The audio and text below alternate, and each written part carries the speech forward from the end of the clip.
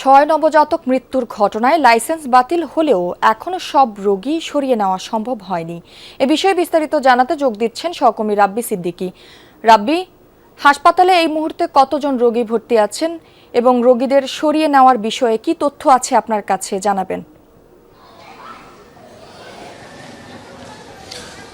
যদি একটু বলতে চাই যে সরকারের যেই সিদ্ধান্ত, সেই সিদ্ধান্ত অনুযায়ী কিন্তু এখন পর্যন্ত প্রায় 30 দিন সময় আছে যে এই যে বন্ধের যে সিদ্ধান্ত, সেই সিদ্ধান্তের বিরুদ্ধে আপিল করার, এবং সেই আপিলটি কিন্তু আদ্দিন হাসপাতাল কর্তৃপক্ষ করবে। আমাদেরকে এমনটাই জানিয়েছে জনসংযোগ শাখা থেকে। এখন পর্যন্ত এই হাসপাতালে গতকালের যে রিপোর্ট, 200-ও বেশি রোগী তারা কিন্তু এই হাসপাতালে চিকিৎসা নিচ্ছেন। নতুন করে কোনো রোগী কিন্তু এই হাসপাতালে ভর্তি নেওয়া হচ্ছে না। আমরা সকালবেলা এখানে এসেছি এবং এখানে এসে যেমনটা দেখতে পাচ্ছি যে অনেক রোগী কিন্তু চলে যাচ্ছেন এবং তারা বলছেন যে তারা কিন্তু সরকারের এই সিদ্ধান্তের কারণে বিপাকে পড়েছেন।